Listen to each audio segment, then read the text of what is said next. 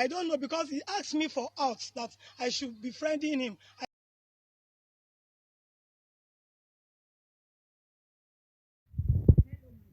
Welcome to Naija Daughter TV.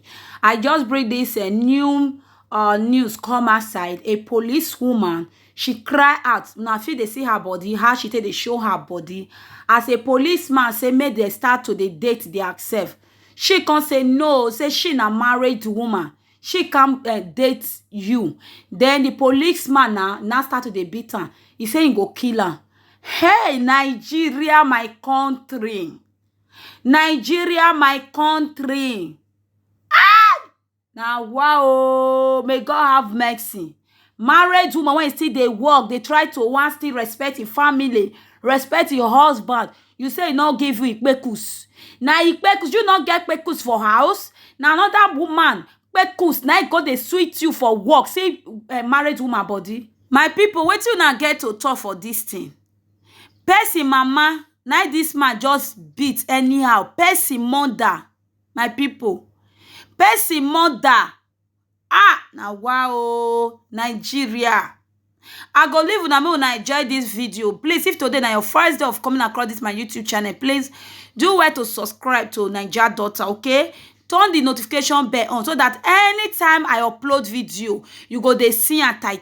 I beg, drop your own opinion. What do you think? What did this man do other woman or other person wife? What do you think about it? I beg, me una drop una own opinion. Now wait till I get to tell una be that, okay? He want chop another man kpekus, na another man kpekus. I for tell am say go do one. Me una leave am. Me I know my mouth na for hear am. Me una listen to the May news, okay? To the extent he naked me, he put me into naked. Look at all my chest, my hand, everywhere injured. Mr. Jai Matthew. Because of what? I don't know, because he asked me for out that I should be befriending him. I said no, I'm a married woman. I cannot befriend you. He started blackmailing me with evidence something that he is the one that is befriending me, which is not so. This is terrible. In the presence of your co-workers. Yeah, my writer was there, constable, 2 constables, and 10 civilians. After doing that, he now went inside and carry their gun. He said, want to gun me down. The civilian now take me out from the office. They said I should be running away. I said, no. If you want to kill me, you should kill me. They should help me. They should assist me. Ajayi want to kill me, or the Omu division.